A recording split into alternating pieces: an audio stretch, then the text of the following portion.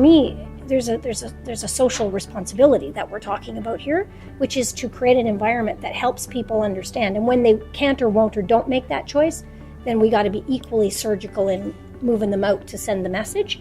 But I think fundamentally we've got to take some accountability for knowing what is coming with that change, making that prognostication, and then creating the environment that helps people get there. And I don't hear a lot of us honestly talking about that.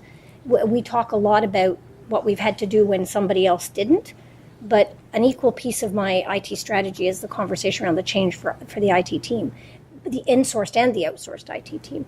And I think fundamentally we've got to do as an industry a significantly better job in helping the people to understand the change they've got to make. And to your point, I think it's 100% incumbent upon leaders to make sure that people that want to come on the journey are allowed to come on the journey, right? As long as their capabilities can fit into the new world, whatever that is, they should be allowed to do that, right? And the people that aren't willing, it doesn't have to be an issue, but just lay it on the table and say this is kind of where we're going. But kind of to your point, from an engagement perspective, it's all about, I personally, I have a staff of about 100, and I try to sit with every single one of my staff for 30 minutes at least once a quarter.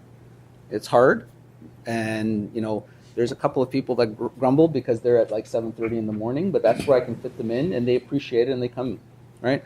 Coffee chats, newsletters. It's about communicating your vision and making sure that they agree with it. And when they don't agree with, that's the key. The key is that's the breaking point where when they don't agree with it, allow them to come out and say, I don't agree with it, and then have an open discussion. And you could end up agreeing not to agree, as long as they respect that and get it and say, we're going to move forward, and I'm going to move forward. I'm going to help you get to where you're going, because everybody rowing in the boat the same way is going to get you to point B a lot faster than having 3 people rowing the opposite way, right? And you go around in a circle. I think it's a good point, and I think to me, engagement's all about connection.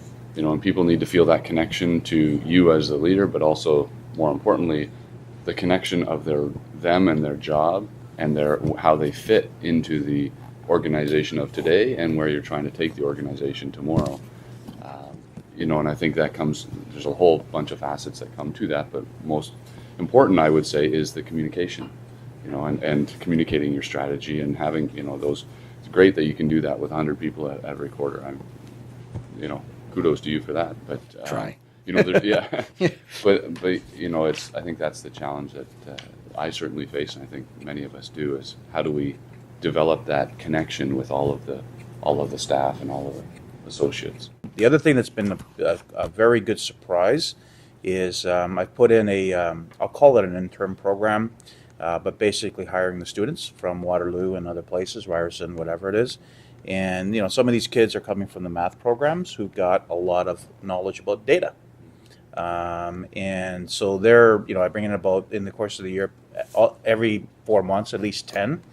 And it's a big commitment for the organization because you've got to support them, you got to mentor them, you got to, kids can't come in and then not have something to do, so they got to feel value and be on your important initiatives. Your analytic skills, your research skills, they're not boxed, right? Their thinking explodes onto the floor, and it actually has a huge, it actually affects the people who've been there for a while. It's very, very positive.